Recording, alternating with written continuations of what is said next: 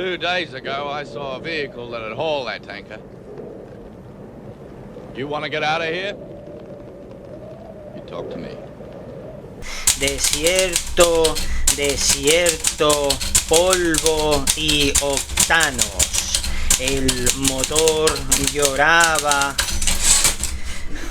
en silencio mientras el coche dormía en el ocaso. Muy bien, Iván. ¡Hey! ¿Qué tal? ¿Cómo estáis? Pues aquí me veis escribiendo una novela sobre motores y futuros apocalípticos después del gran petardo. Pues porque hace un mes, más o menos un poco más, la verdad, fui a ver la nueva película, nueva entrega de la saga de Mad Max, Furiosa, de este director tan interesante que es George Miller. Entonces voy a aprovechar para hacer un programa sobre este subgénero de cine de acción basado en las aventuras en el yermo, en el wasteland, en Tierra de Nadie, en este futuro postapocalíptico, este género tan arenoso. Y entonces pues reflexionaré y bueno, haré un resumen de la saga de Mad Max. Vamos allá. Bueno, pues eso nos ha llegado Furiosa después de aquel éxito que fue Mad Max Fury Road. ¿Y de qué va Furiosa? Bueno, pues Furiosa nos explica la historia de la joven Furiosa que cuando es niña es arrebatada de su hogar y cae en manos de una horda de motoristas liderada por el señor de la guerra Dementus. Así, Furiosa deberá sobrevivir a muchas pruebas mientras reúne los medios para encontrar el camino de vuelta a casa. Pues película enorme a nivel de respecto a medios y ambición, que nos explica el origen de este personaje que conocimos en Fury Road, la cuarta entrega de la saga de Mad Max, y este personaje al que Charlize Theron le dio una vida envidiable. Película de 2 horas y media que se toma su tiempo para narrar esta película episodio a episodio, porque sí, es una película que está dividida en episodios o capítulos, como buena épica que es, y que se toma su tiempo, o sea, no hace concesión. Por ejemplo, para que os hagáis una idea, los primeros 40 minutos de la película son la infancia de este personaje y cómo empieza su pronta aventura. La verdad es que no escatima en metraje en ese sentido.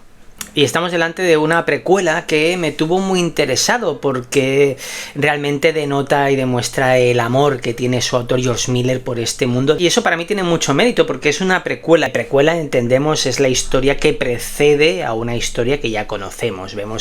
Conocemos una historia, pues nos explican qué vino antes. La gran precuela que lo inició todo para mí fue la amenaza de ese desastre de película que es Star Wars, el episodio 1, la amenaza fantasma, aunque no hay que olvidar que el templo maldito de Indiana Jones es una precuela, sucede antes que el Arca Perdida.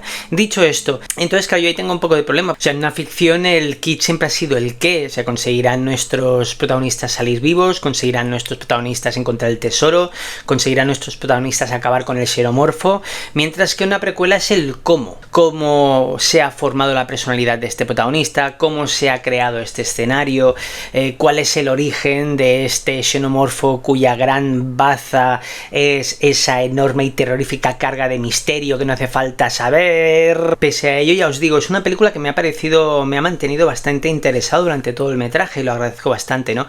Y sobre todo es otra muestra de por qué George Miller, un director ya con 80 años, sigue dedicando tanto amor a ese mundo que creó hace ya unos años, que luego hablaremos de ellos, ¿no? Los vehículos siguen siendo una pasada y los personajes estrambóticos me encantan, ¿no? Conocemos a ese maravilloso hombre diccionario, ¿no? La verdad es que eso me gustó bastante. Y aunque sí que es verdad que se echa de menos la fisicalidad que reinaba en la anterior entrega de esta saga, que era Mad Max Fury Road, que era la cuarta entrega, aquí pues sí que es verdad, se echa un poco de menos porque además se utiliza bastante más CGI que en la anterior. No me molestó tanto porque, por ejemplo, nos siguen brindando escenísimas de acción como la que tiene lugar aquí, una escena de acción que dura más de 10 minutos y que se convierte en un homenaje fantástico a aquella Mad Max 2, el guerrero de la carretera. Furiosa se transforma en el niño salvaje. Volvemos a ver al niño salvaje y a Max Rokatansky en la cabina del camión. Maldita sea, sí, hasta faltan los cartuchos sobre el capó y hasta me atrevería a decir que repiten otra vez la vuelta de 360 grados en el aire que sufría el pobre Guy Norris en aquella Mad Max 2. Por no hablar de la fotografía de Simon Dugan, que nos regala imágenes bastante bellas, sí. Y la protagonista de la función, Anya Taylor-Joy. Anya Taylor-Joy está increíble, está magnífica.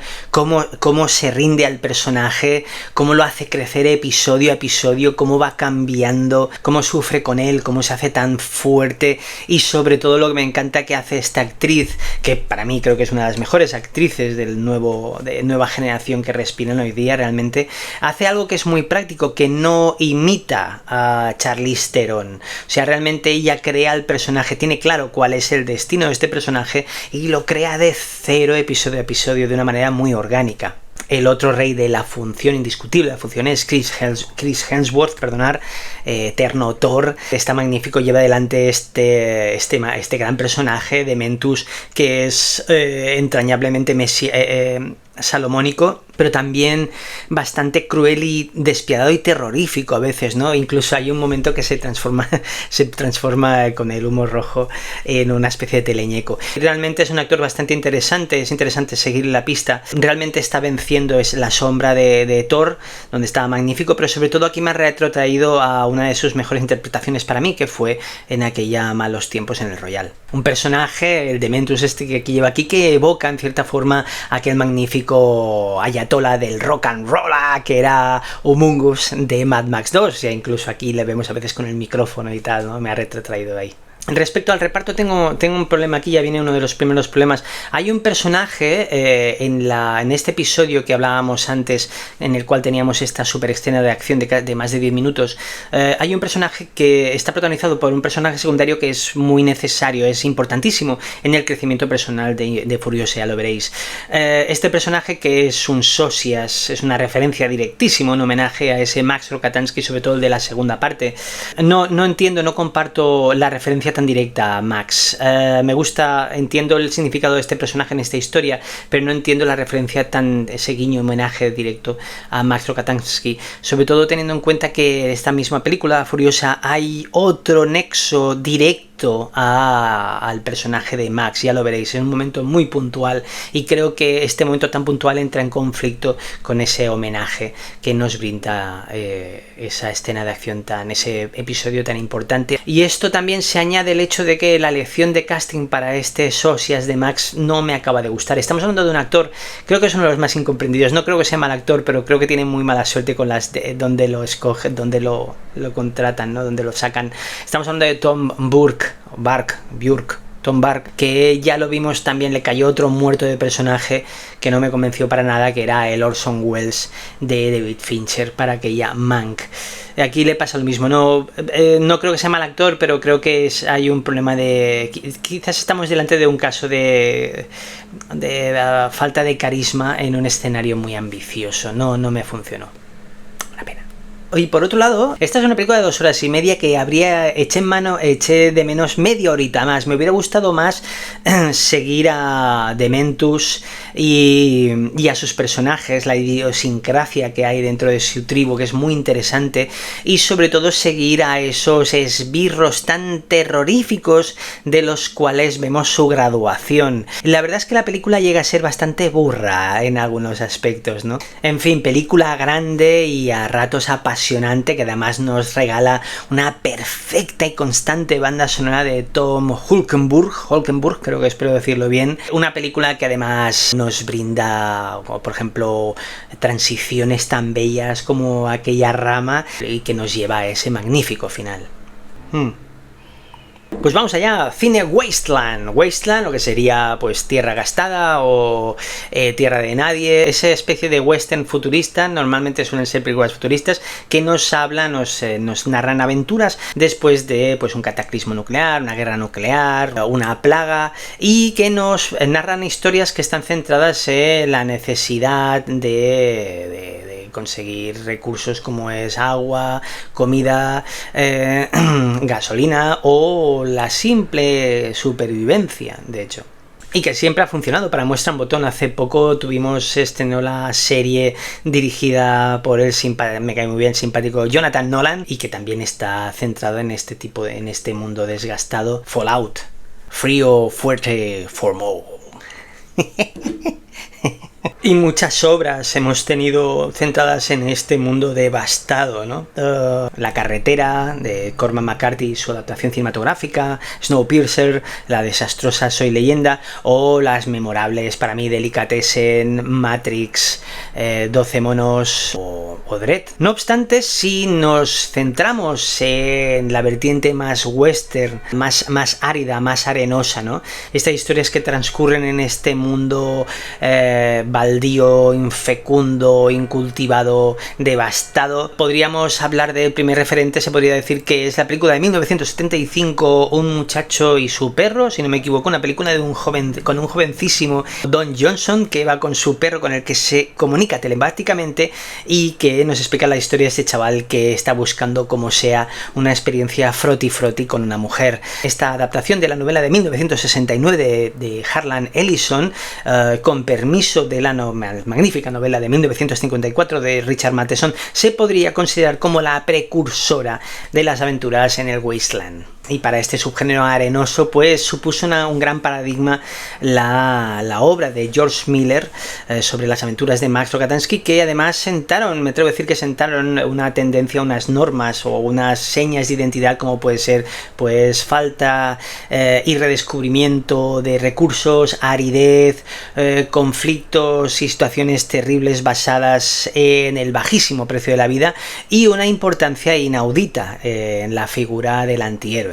Por eso me voy a centrar en esta saga cinematográfica que para mí es una de las más potentes, por no decir una de las mejores, con más identidad, que es la saga de Mad Max. Una saga que siempre ha estado muy subeditada y ha sido muy fiel a su autor y que nunca se ha visto relegada a las necesidades del mercado de estirar el chicle, ¿no? Con permiso también de otra de las mejores sagas para mí, que es Evil Dead, aunque sí que creo que Evil Dead Rise caía dentro de ese pozo de pecado que era estirar el chicle, ¿sabes?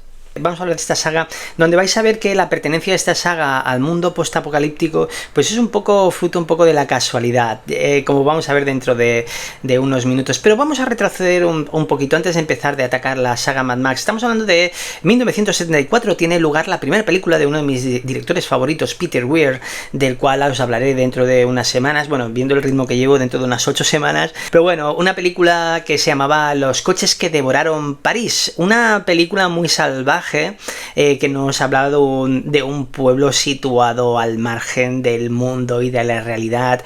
Una película donde el salvajismo y el automovilismo pues se daban la mano. Una película que mucha gente ha visto como referente o precursora de Mad Max. Algo que, bueno, que rescataré dentro de unos minutos y que creo que es algo que creo que el propio George Miller nunca descuidó, como luego hablaremos. George Miller, director nacido en 1945 en Chinchilla, Australia, un director que desde pequeñín, gracias a las sesiones matinales o las sesiones al aire libre de cine al aire libre en el campo de fútbol del pueblo, pues ya sintió gusanillo por esto del cine. El cine, una industria que era muy raquítica en su país, en Australia, y George Miller se gradúa en medicina y trabaja como médico de urgencias junto a su hermano.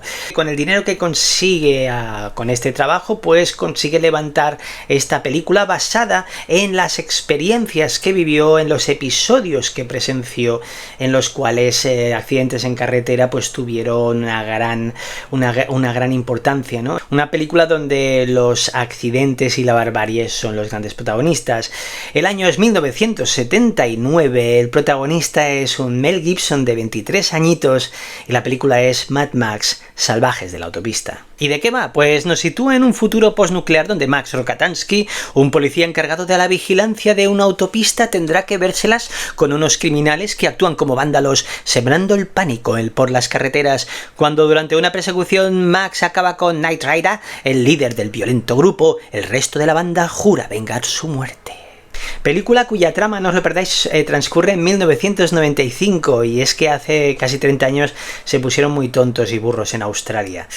Una película basada en persecuciones y salvajadas al volante, una película de bajo presupuesto con un rodaje muy loco en el que, no os lo perdáis, no usaban walkie-talkies para evitar interferir con la radio de la policía porque no tenían permisos. Tenéis que saber que en una película de acción, sobre todo de este tipo, en la que persecuciones, accidentes son la pieza clave. El uso de walkie-talkies es bastante capital. Estamos hablando de coordinar carreteras o evitar que se cruce un peatón. Pues aquí no usaron. A la mayoría de extras se les pagó con birra, colega, y los actores que interpretaban a los motoristas vándalos que pertenecían a esta terrorífica banda de motoristas en la película eran motoristas de verdad que pertenecían a una terrorífica banda de motoristas que venían a rodar en moto conduciendo desde Sydney a Melbourne. Tenían que conducir 878 kilómetros por la National Highway M31, y ni qué hablar de las medidas de seguridad. Como podéis ver en esta foto, el director de fotografía David Egby llegó a alcanzar los 180 kilómetros por hora para conseguir el mejor plano. Si hemos visto la película, todos nos acordaremos del personaje que interpreta Tim Burns, ese chaval loco, el del tobillo. Este actor se metió tanto en su papel, llegó a ser tan pesado que en más de una ocasión se iban a comer y lo dejaban encadenado. Actores. Además conocimos a ese Ford Falcon XB GT que solo se construía en Australia, o como lo conocemos familiarmente, esa maravilla, el Interceptor. Por otro lado, dicen que es el debut, pero no, fue la segunda película de ese actor jovencísimo de 23 años que era Mel Gibson, interpretando aquí sin duda uno de los papeles más importantes de su carrera, y consiguió el papel después de presentarse en el casting con la cara destrozada después de una pelea que tuvo en un bar la noche anterior. Bueno, esto es mentira, esto es un bulo de internet, esto lo ha desmentido George Miller. No os fiéis de lo que leáis en internet, solo fiaros de lo que os dice George Miller, y se ha escrito un spoiler. Buah, una de las mejores películas de acción de bajo presupuesto y sin duda una de las cumbres de la cinematografía de su país. Mad Max Salvajes de la entrevista. Mad Max Salvajes de la autopista, trepidante, salvaje, terrible, carente de toda concesión y deliciosamente sucia. Además es una peli referente para nuestro amigo Stan. Una película que nota bajón ahora, una película que tardó bastantes años en estrenarse en Nueva Zelanda debido a que la escena que protagoniza Steve Beasley, interpretando a ese magnífico personaje que es el ganso, pues esa escena se parecía demasiado, era muy similar a un terrible suceso que tuvo lugar en Nueva Zelanda entre un policía y una banda de motoristas muy poco antes del estreno de la película. Hasta ahí puedo leer. Si habéis visto la película sabréis de lo que estoy hablando. Mad Max Salvajes de la autopista, película que percuta esta saga basada en el wasteland, en el páramo, en este mundo arenoso. Pues tenéis que saber que esto es un poco fruto de la casualidad. El guión de Mad Max Salvajes de la autopista nunca estuvo ambientado en un futuro postapocalíptico. Entonces, ¿qué sucedió? Lo que sucedió fue que no tenían presupuesto para pagar a figurantes extras o rodar en edificios debidamente restaurados, no tuvieron o en buenas condiciones. Vaya, no tenían dinero pues para restaurar o mantener las localizaciones, y de ahí salió la idea de ambientar la trama en un escenario postapocalíptico. Entonces yo pregunto, si hubieran tenido más presupuesto, ¿habríamos tenido la saga de Mad Max como la conocemos? Ahí lo dejo. Gran éxito de público y taquilla. No hay éxito sin secuela, y obviamente vino Mad Max 2, que hizo temblar la taquilla del mundo mundial, y de hecho gracias a esa película Steven Spielberg se fijó en George Miller y le reclutó para dirigir uno de los segmentos de su maravillosa y también maldita antología basada en la Twilight Zone. Es una antología que ya entraré más en el programa sobre antologías que preparo, y es muy gracioso porque, como podéis ver aquí, George Miller vuelve a repetir lo de los ojos que hacía en Mad Max, esta vez sobre John Lithgow, y me hace mucha gracia. Es por eso que George Miller es un autor, es un director que me hace muy personal, muy particular, me gusta mucho. Mad Max 2 sobre todo pues sentó ya las bases de un cine de acción basado en la suciedad, la arena, armaduras y coches salvajemente tuneados, y que en Italia tuvo un gran exponente. Por eso de ahí percutó una tendencia de salieron muchísimas películas muy entretenidas de bajo presupuesto, al loro con los títulos: Bronx, Lucha Final, Striker, Destructor, 1990 Los Guerreros del Bronx, Fuga del Bronx, 2020 Gladiadores de Texas, El Exterminador de la Carretera, América 3000, me encanta este póster, o ya un poco menos cutres, Los Guerreros del Sol o El Guerrero del Amanecer. ¡Quiero verlas todas! En fin, una tendencia que continuó a lo largo de los años 80, pero que en 1985 volvió la reina de esta saga, la responsable de marcar esta saga de forma tan contundente, dio un golpe en la mesa y tuvimos Mad Max 3, Más allá de la cúpula del trueno. Así, Miller ya es mundialmente famoso y consigue levantar Mad Max 3, esta vez con capital norteamericano, pues la coproduce la película la Warner Bros. En esta ocasión, Max Rokatansky cruza un desierto donde pierde su caravana de camellos y tendrá que viajar hasta Negociudad, donde le proponen devolvérselos a cambio de que ataque al tirano del lugar, un enano que fabrica gas metano con excrementos de cerdos. Tal cual. Esta vez, para esta película, George Miller se inspiró en el documental de Atomic Café, de hecho, el cual aparece bien homenajeado en Negociudad en la película. Una película que no funcionó nada mal en taquilla, pero sí que es verdad que es, con permiso de Furiosa, la menos exitosa de la saga. Sí que es verdad que es una película que alejó un poco los fans acérrimos de la saga, pues a mitad de metraje, pues tiene un cambio bastante pronunciado.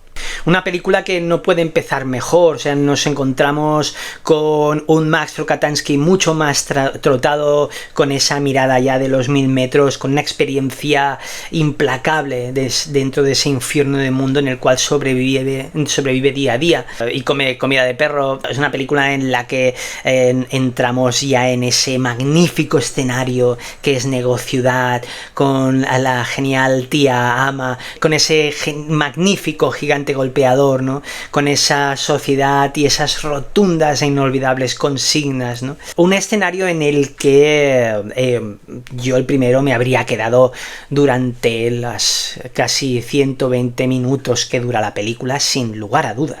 Pero la historia cambiaba de tercio, como decía antes, la historia cambia de tercio de una manera un poco drástica cuando Max acaba el Gulag en la ruleta de la fortuna. Ahí la película se va a un terreno, a un cine de aventuras mucho más amable, en contraste con las aventuras de Max que llevábamos viendo durante 2 películas y media. Con el tiempo he hecho las paces, sí que es verdad que me costó desde el principio ese cambio, pero tengo que decir que, bueno, yo creo que es una película se convierte en una película de aventuras muy notable.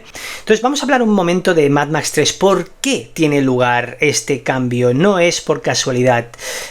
Para Mad Max 3 pasan 2 hechos capitales. Primero de todo, la idea era que la saga de Mad Max acabara en Mad Max 2.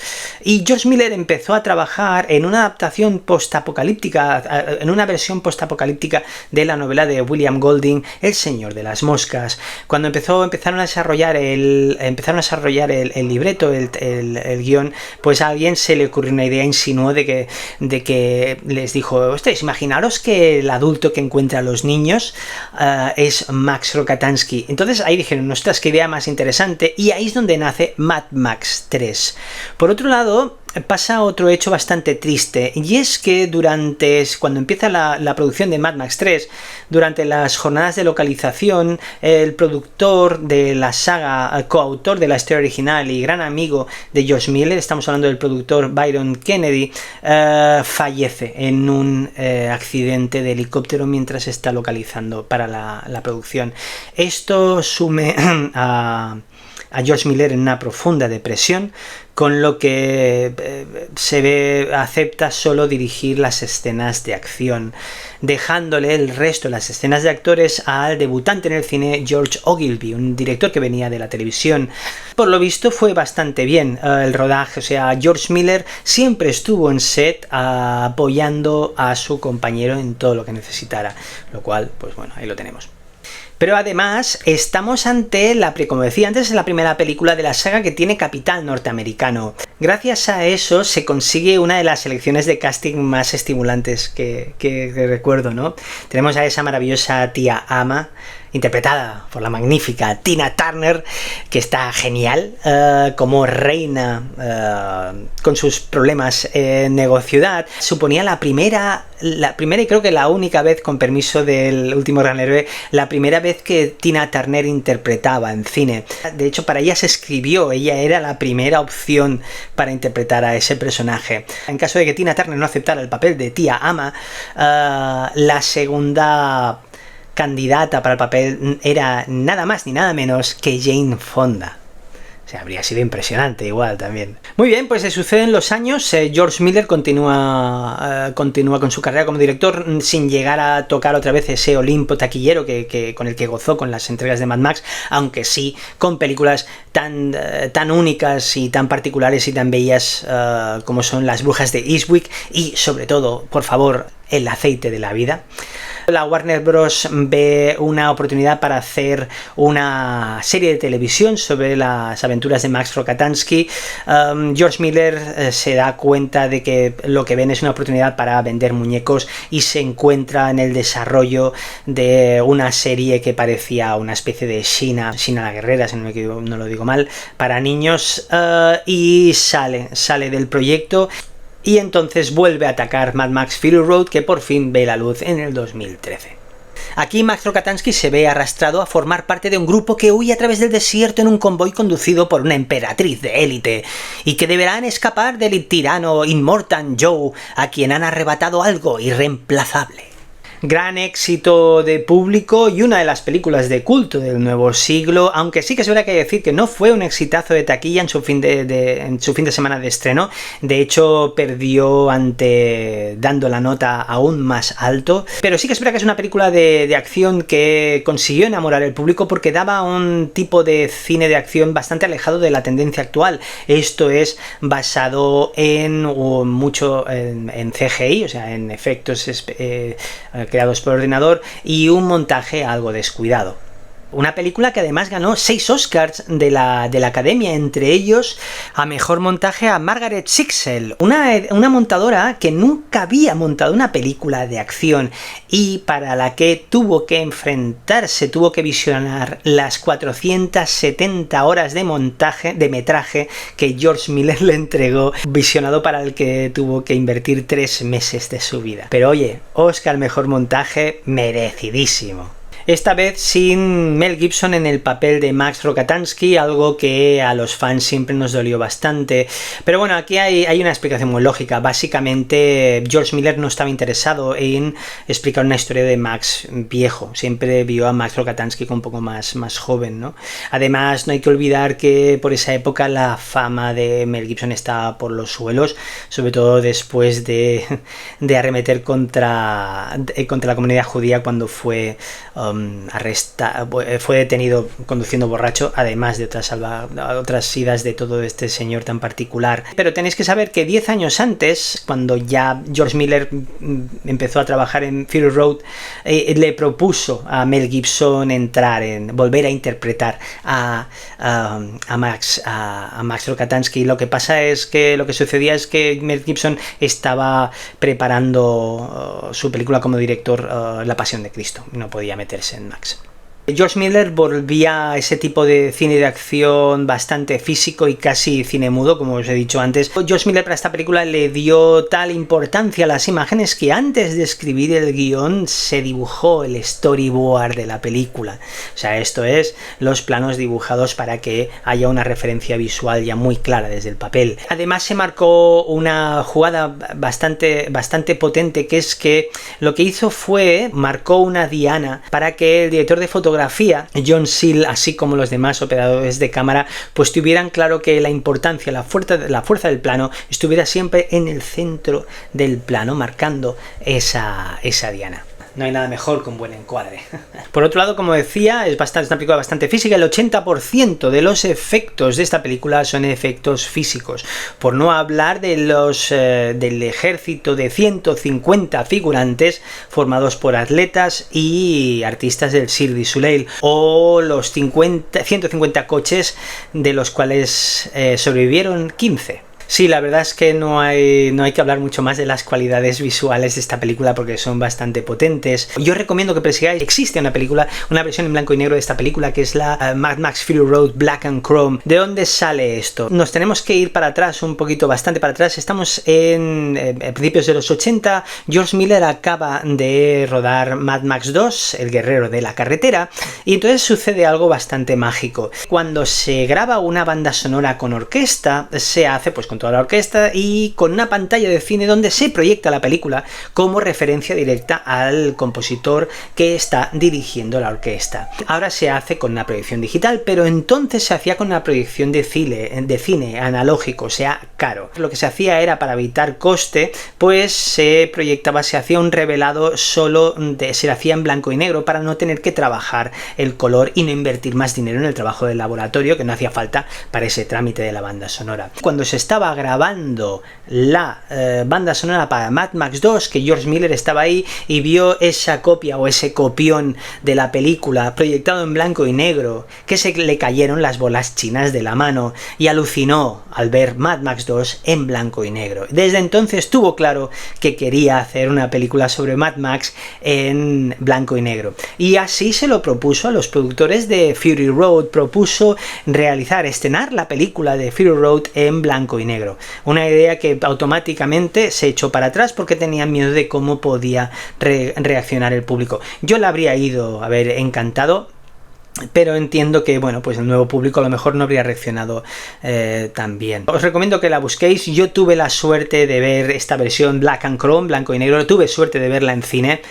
Maravillosa experiencia, porque además lo que hizo George Miller, lo que hizo fue, teniendo en cuenta de que no le dejarían estrenarla en cine, pues lo que hizo fue trabajar con los departamentos de fotografía, arte y vestuario para utilizar colores que al transformarse en blanco y negro pues no sufrieran, de hecho, y entonces todo ese estilo, el diseño de color de la película pues se destinó un poco de cara a poder transformarse en blanco y negro, y el resultado es maravilloso. Yo os recomiendo que la busquéis, es una pasada. Mad Max Fury Road Black and Chrome.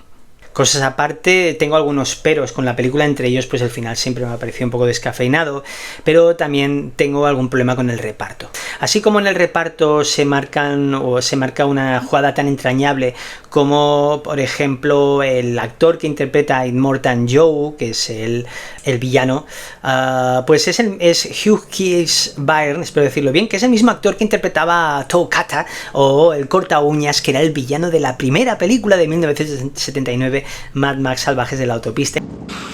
Me parece muy entrañable. Por otro lado tenemos a Nicholas Hoult, magnífico actor, próximamente Lex Luthor, pero en el papel protagonista no voy a entrar en que no hay Max sin Mel Gibson, pero sí que es verdad que en el papel protagonista tenemos a Tom Hardy, un actor con el que tengo una relación un poco extraña, a veces me parece soberbio y a veces descontrolado y un poco cargante.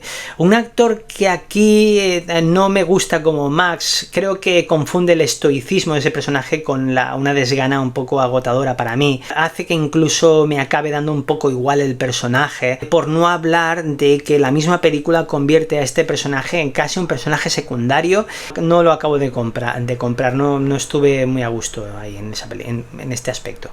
De hecho, esto provocó una corriente de pensamiento que mucha gente especulaba con que Tom Hardy no estaba interpretando a Max Rokatansky, sino que interpretaba al niño salvaje de la segunda. Esto está desmentido otra vez por el gran George Miller en los cómics sobre Fury Road que el propio George Miller coescribió. Pero conocimos a este magnífico personaje para el cual se consideró a Uma Thurman o Lady Gaga. Estamos hablando de la maravillosa Imperator Furiosa, que se erige como reina indiscutible de la película y que está interpretada de una manera soberbia. Estamos hablando de la gran Charlize Theron. Y para esto tenéis que saber que para el trabajo de este papel se le dio el tratamiento de la película Furiosa. El guión no estaba escrito, pero el tratamiento es la narración de toda una película sin dividir en secuencias ni detallar en diálogos ni demás, una narración. Se le entregó a Charlize Theron para que se pudiera preparar el personaje, se le entregó el tratamiento de la película Furiosa. Y acabando os diré, por lo visto Tom Hardy fue una verdadera pieza durante el rodaje, no le puso las cosas muy fáciles a George Miller, al director, y de cara a su compañía de reparto Charlize Theron, pues la cosa fue bastante desagradable. No sé si lo sabíais, pero Charlize Theron y Tom Hardy se llevaron a matar en el rodaje, no entraré en los motivos, pero tenéis que saber por otro lado que sus dobles de acción, estamos hablando de Dinah Pye y Dane Grant respectivamente, se enamoraron en set y se acabaron casando. ¡Viva el cine! Acabaré este bloque recuperando lo que he presentado al principio de todo. La película que os comentaba al principio, los coches que devoraron París, de Peter Weir, pues mucha gente lo vio como precursora a la saga de Mad Max. ¿Esto es cierto? ¿No es cierto? ¿Tiene sentido? No lo sé, pero lo que sí que tengo claro es que George Miller, el director de esta saga, rinde un curioso homenaje en Fury Road. Como podéis ver, algunos coches de Immortan Joe que persiguen al convoy de Imperator Furiosa tienen una estética bastante similar a ese magnífico, entrañable Beetle o escarabajo lleno de púas que era la imagen y sobre todo cartel de la película de Peter Weir. ¿Homenaje? ¿Sí? ¿No? Poned en los comentarios. Dirimamos. Pues bueno, vamos a por mis recomendaciones. Os traigo 3 películas que transcurren en ese mundo postapocalíptico, árido, violento y arenoso. ¡Vamos allá! Los nuevos bárbaros, película que nos narra cómo en el 2019 un mundo ha quedado devastado por el terror nuclear y un puñado de supervivientes tratan de llegar a un lugar distante del que provienen unas misteriosas señales de radio. Entretenidísima película de acción de bajo presupuesto cuya trama sucede en el 2019, hace 5 años como estaban en Italia también, madre mía. Película que supone es uno de aquella avalancha de peplums postapocalípticos que os comentaba antes a raíz de Mad Max 2. De hecho, el director de esta película dirigió 2 de aquellas películas que he detallado antes y la que nos ocupó creo que le tardó 6 meses en rodarla, entre rodarla y estrenarla, una barbaridad. Porque ¿quién es el director que grita acción aquí? Estamos ante una película dirigida por Enzo G. Castellari, un director de exploitation italiano que me encanta, divertidísimo, con una carrera larguísima y muy interesante. De hecho, es el director de la original Inglourious Basterds. A ver, alto, voy a detallar aquí, no nos vayamos de madre. La película de Tarantino es un homenaje a ese título, no es un remake de esa película. Pero está muy bien, la película de Tarantino es una maravilla y Inglourious Basterds original es chulísima también. Y además, Enzo G. Castellari dirigió para mí uno de mis rip-offs o sucedáneos favoritos de Tiburón, El último tiburón o El último escualo, espero decirlo bien. Una película que nos ocupa, una película de bajo presupuesto, entretenidísima, con una puesta en escena muy cuca y con escenísimas como esta.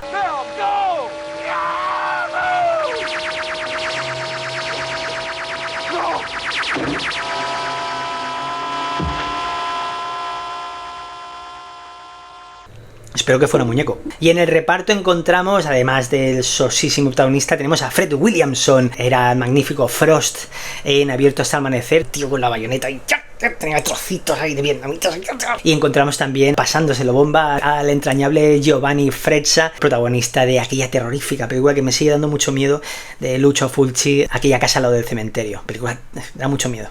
Mucho miedo. Y seguimos con la segunda recomendación, Waterworld. Waterworld, que hay que decir, la habéis visto, ¿no? Hemos visto Waterworld, ¿no? ¿No habéis visto Waterworld? ¿No habéis visto Waterworld? No pasa nada, y ahora mismo os la explico.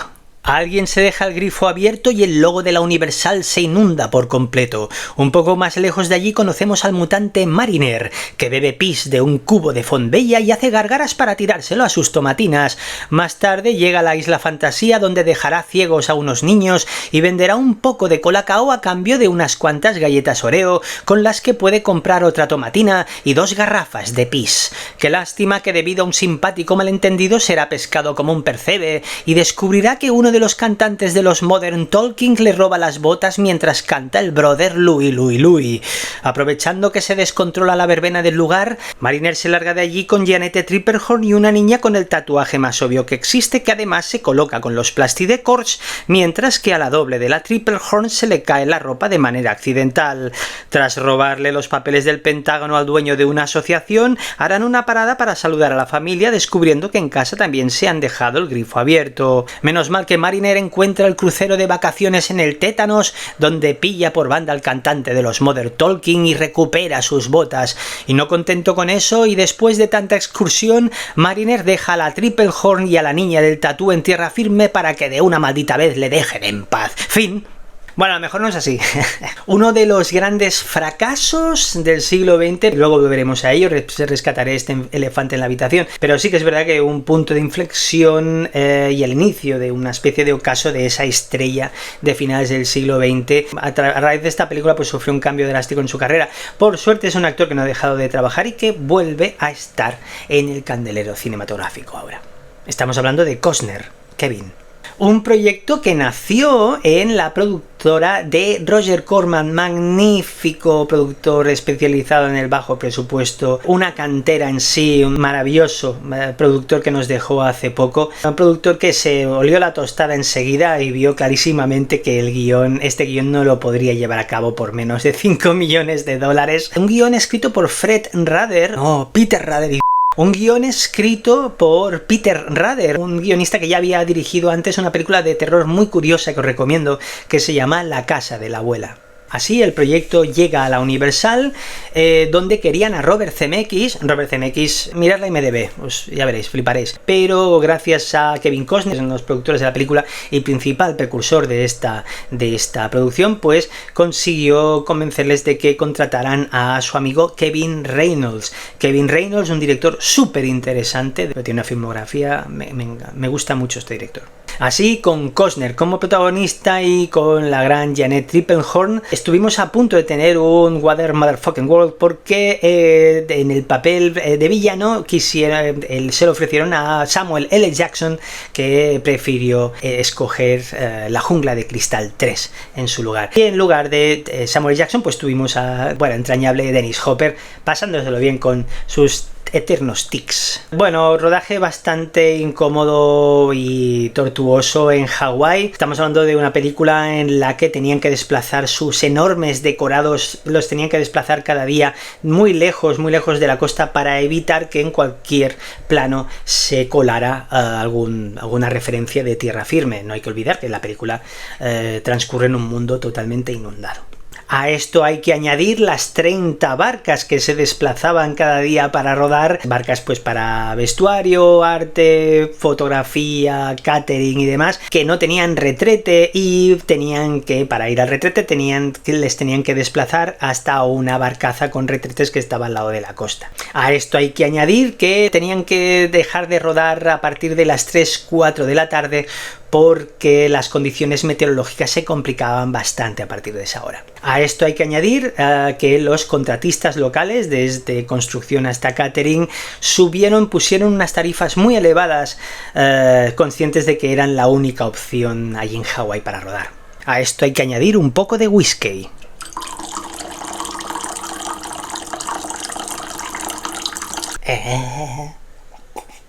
A esto hay que añadir que el enorme atolón, uno de los decorados más importantes de la película, que es un decorado impresionante, un ciclón se lo llevó por delante y lo tuvieron que construir de nuevo. Y es que Steven Spielberg ya cogió por banda a Kevin Reynolds y le dio un gran consejo: no ruedes en alta mar. Estamos hablando del director de Tiburón, nadie mejor que él que lo podía saber, y Kevin Reynolds pues no le hizo caso. En fin, todo lo que hay. En fin, un infierno de rodaje que pasó de los 96 días planificados a 220 y de un presupuesto de 65 millones de dólares a 179 millones de dólares, con un gasto final, con promoción y distribución, de 235 millones de dólares. Y aquí vamos a hablar del gran fracaso de la película. A ver, la película fue número 1 en taquilla en su estreno, en fin de semana de estreno, 88 millones de dólares creo que recaudó, y a nivel mundial, al final de su recorrido, de mercado doméstico y todo, pues acabó ingresando unos 264 millones de dólares. Obviamente no salió una secuela de ahí, pero bueno, tampoco no fue el gran fracaso, no fue Las puertas del cielo de Michael Cimino, no fue el gran fracaso que se ha perseguido, se ha querido ver en esta película. Sí que es verdad, y esto lo tengo que decir, yo la vi de estreno esta película, sí que es verdad que es una película que vino precedida con una mala prensa, venían noticias casi cada día de los problemas de rodaje, o sea, Waterworld fue una producción que tuvo mucho seguimiento y venía como el gran fracaso de Kevin Costner. Nunca había visto tanta mala prensa, parecía que hubieran ganas de que la película fuera un gran fracaso, ¿no? Pero lo que sí que fue un problema real y bastante triste para mí, o sea, tenéis que saber que Kevin Costner y Kevin Reynolds se conocen desde el principio. creo que fue la primera película de Kevin Reynolds, Fandango, una película muy entrañable, a mí me gusta muchísimo. Eran bastante amigos desde ahí y juntos ya habían tenido sus roces en la anterior producción en la que estuvieron los dos, Robin Hood, Príncipe de los Ladrones, donde Kevin Costner era el protagonista y Kevin Reynolds era el director. Ahí ya tuvieron algún roce, aquí ya acabaron de chocar del todo, chocaron de entrada con la concepción del protagonista. Así como Kevin Reynolds quería un protagonista un poco más clásico, Kevin Costner quería que fuera un héroe de acción más antipático, más estoico, ¿no? Y ahí no nos acabaron de entender. Y esto, pues, por ejemplo, cuando acabó el rodaje, Kevin Reynolds se fue del rodaje y la película en postproducción la acabó Kevin Costner, quien dirigió el montaje y la banda sonora. Menos mal que los dos se reconciliaron 19 años más tarde, cuando Kevin Reynolds dirigió a Kevin Costner para mí una de mis miniseries favoritas, una miniserie del History Channel llamada Hatfields and McCoys, una auténtica obra maestra que os recomiendo. En fin, una película que yo os recomiendo porque me parece una dignísima película de aventuras, ejecutada de manera magistral, muy espectacular, muy entretenida, con un gran ritmo. Para mí, yo sigo alucinando con los decorados, alucino con el trimarán del protagonista, me parece brutal, pero sí que tengo que decir las cosas como son. Para mí la película falla en algo muy importante, y es que el protagonista no llega para quedarse, no nos acordamos del protagonista una vez acaba la película, y es una pena porque realmente creo que no funciona Mariner, creo que es demasiado antipático y estoico y no acaba de funcionar. Si se hubiera llevado de otra manera podríamos haber tenido, o al menos gusanillo de más entregas, porque no lo hay. Lección aprendida, Snake Plissken y Max Rokatansky. Solo hay uno, bueno, dos. ¿Qué hemos aprendido hoy, niños y niñas, en Se ha escrito un spoiler? Pues que Steven Spielberg siempre tiene razón. Bueno, acabo con la última recomendación. En el infierno tendría que haber un potro de tortura reservado a mi persona si no os recomendara esta película. Junto con Conan el Bárbaro y Centauros del Desierto, estamos ante mi épica favorita. Estamos ante Mad Max 2, el guerrero de la carretera. En la película que nos ocupa nos encontramos a Max, héroe solitario que inicia una lucha sin cuartel para ayudar a una colonia de supervivientes constantemente atacada por un grupo de violentos guerreros que intenta arrebatarle un tanque de gasolina. Bestial película de acción, trepidante, bella, sucia e imparable. Uno de los éxitos más importantes de la cinematografía australiana. Definitivamente Mel Gibson se convierte en Max Rokatansky, una película que triunfó en las taquillas de medio mundo, una película para la que George Miller se inspiró en el magnífico western de George Stevens, Raíces Profundas, una película que os recomiendo, pero ya. En esta ocasión George Miller trabajó con el genial guionista Terry Hayes, que volvería a repetir con George Miller en la tercera parte de Mad Max. Terry Hayes, magistral guionista y escritor. De hecho, os recomiendo una novela suya que se llama Soy Pilgrim. Y de hecho, si no me equivoco, Terry Hayes publica una nueva novela ahora. Se suma a la ecuación la bellísima fotografía de Dean Sembler, que volvería a retratar a Australia de una manera magistral en la gran Razorback de Russell Mulcahy. Y rematando esta maravilla de película, tenemos en la banda sonora a Brian May, que ya había compuesto la banda sonora de la anterior película y que aquí entrega una genial partitura, una banda sonora colosal, elevando la épica del producto a cotas admirables.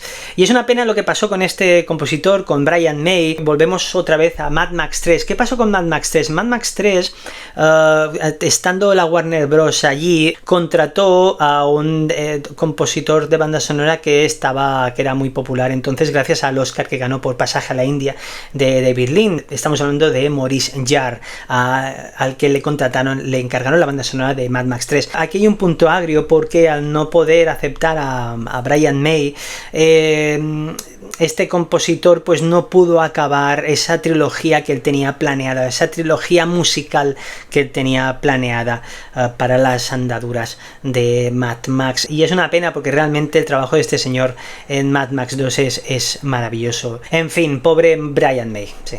Los especialistas lo dieron todo y más. Por ejemplo, el conductor que se la está pegando con este tráiler, a este conductor le prohibieron comer durante las 12 horas previas al rodaje de esta escena en caso de que tuvieran que practicarle cirugía en set. Ya os digo, una bestialidad de rodaje para la cual se consiguió una de las escenas de acción más importantes que se habían rodado hasta la fecha. Un podio en el cual tardaría menos de un año entrar la mejor película del mundo mundial. George Miller, con amante del cine mudo, le dio tal importancia a las imágenes de esa película que editó la película muda, de hecho. O sea, toda la película la editó pues sin audio, cosa que es muy interesante. Y qué decir de los grandes personajes que rodean, acompañan a Max en esta aventura, empezando por el rey del giroscopio, entrañable personaje que acompaña a Max, interpretado por el actor australiano Bruce Spence, un actor australiano con una carrera, no ha parado de trabajar, y que no es el mismo personaje que habría Mad Max 3, aunque allí apareciera también, con este actor apareciera interpretando un personaje que pilotaba un vehículo volador y iba con un niño, lo cual el nexo de ese personaje en Mad Max 3 con el rey del giroscopio aquí en Mad Max 2 es inevitable. ¿Qué sucedió en Mad Max 3? El actor que tenía que interpretar ese personaje en el vehículo volador con un niño que se llamaba Jedediah, pues el actor que tenía que interpretarlo pues pocos días antes del rodaje pues falló. Entonces George Miller le pidió a Bruce Spence, que era amigo de él, si podía pues encargarse de este personaje. Tenemos también a ese Peter Punk encocado llamado Wes, interpretado por Vernon Wells, actor australiano, creo que es entrañable, también ha trabajado mogollón, que se convierte en esa némesis descontrolada de Mad Max sin que Max casi ni se dé cuenta. Me hace mucha gracia. Y además, aunque no lo parezca, en el set hacía mucho frío y Vernon Wells, como podéis ver, llevaba un atuendo con el cual llevaba las nalgas al aire. El equipo, cuando veía que las nalgas de este actor se ponían de color morado, era el indicativo de que estaba haciendo demasiado frío y enviaba a los actores a los trailers a calentarse. Mel Gibson le llamaba el culómetro. La película tuvo gran éxito, que Vernon Wells repitió o volvió a encarnar a un personaje muy similar en La Mujer Explosiva. Por no hablar del can que acompaña a Max, un can que se llamaba Perro. Pues a este actor el equipo de producción lo encontró en una perrera y 2 días antes de que lo fueran a sacrificar, y lo adoptaron, lo contrataron para el rodaje. Una vez acabó el rodaje lo adoptó uno de los miembros del equipo de cámara. Por no hablar del ayatolá del rock and roll, magnífico y terrorífico y mesiánico Humongous, con una estética muy marcada que haría historia en el subgénero del slasher. Poco después, para los fans de Max, hubo una teoría, otra vez desmentida por George Miller, una teoría de que este personaje Humongous era el personaje de Ganso, el amigo de Max en la primera, y que evolucionaba de tal manera hasta convertirse en Humongous, y por eso llevaba esa estética.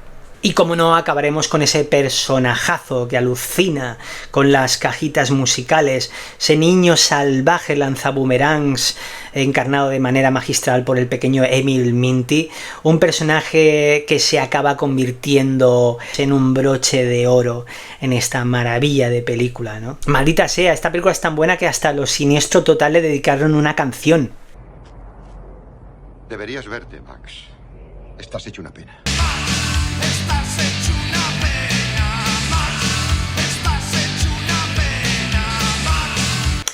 En fin, cine wasteland o postapocalíptico, ese escenario tan salvaje en el cual nos encanta aterrizar de vez en cuando, ¿no? Un escenario en el cual el cine no ha dejado de visitar. Hasta recientemente pues hemos tenido películas como, para mí, fallidísima Terminator Salvation o la muy interesante Turbo Kid, para hablar de ejemplos más recientes. Pero bueno, hablando de Furiosa, con lo mal que ha funcionado, porque ha funcionado bastante mal en taquilla, ya está en plataforma, si no me equivoco, creo que ya está de alquiler en alguna. He oído por ahí que en agosto llega su versión Black and Chrome. Me estoy fregando las manos, tengo muchas ganas de volver a ver esta película y quiero volver a verla, pero en blanco y negro, a ver qué tal. Pero bueno, sí, voy a recuperar esto, porque Furiosa ha funcionado bastante mal. Porque ¿qué ha sucedido? Furiosa llega muy tarde, llega casi 9 años más tarde que Fury Road, y se supone que es un personaje que conocimos ahí, que enamoró al nuevo público. ¿Por qué se tardó tanto? Después de Fury Road hubo una serie de desavenencias entre George Miller y Warner Bros. Respecto al monto que deberían haber recibido George Miller y su productora australiana, y aquí las negociaciones se dilataron. Resultado, Furiosa llega 9 años más tarde. El público no ha mostrado mucho interés, no se ha recuperado dinero, ha sido un fracaso, y los planes para la siguiente entrega de la saga Mad Max, que iba a ser la sexta entrega llamada Wasteland, en la cual, si no me equivoco, iba a estar protagonizada otra vez por Tom Hardy en el papel de Mad Max, todo apunta a que se va a abortar, según palabras del propio Hardy que en una entrevista reciente. O sea que hagámonos a la idea de que Furiosa seguramente es el punto final de esta saga que a mí me encanta, que es la saga de Max. Así que después de tanta chapa acabaré con el ranking. Polémico no, da igual, es mi ranking personal. Así que os voy a decir cuáles son de las 5 entregas, 5 películas de Mad Max, para mí cuál es el ranking. Para mí de la más mejor, mucho mejor, a la menos mejor. No voy a utilizar el término de la peor, porque para mí aquí es una saga, y os digo, es una saga que me enamora. Mad Max 2, El Guerrero de la Carretera, número 1. Número 2, Mad Max, Salvajes de la Autopista. Número 3, Mad Max, Más allá de la Cúpula del Trueno. Número 4, Furiosa, Mad Max Saga. Número 5, Fury Road. Estas son mi ranking. Bueno, ¿y qué pensáis del cine de aventuras postapocalíptico? ¿Qué películas recomendáis? ¿O qué os parece Furiosa? ¿Habéis visto Furiosa? ¿Qué nota le ponéis? Yo le pongo un 7,5. Realmente es una película de largo recorrido, de estas que hacía tiempo que no veía, y me ha encantado y tengo muchas ganas de volver a verla. Pero bueno, ponedlo en los comentarios, dirimamos, y bueno, ya sabéis, si os ha gustado, pues le podéis dar un like, que me iría muy bien, o si os suscribís y le dais a la campanita que está por aquí, os llegará una notificación siempre que cuelgue un nuevo vídeo. Aparte, ya recordaros que vais a encontrar una lista pormenorizada de todos los títulos de los cuales he hablado durante este programa. Yo voy a seguir con mi novela. Se cortó con el bote de Dinky Dee mientras aún respiraba el humo de la mañana.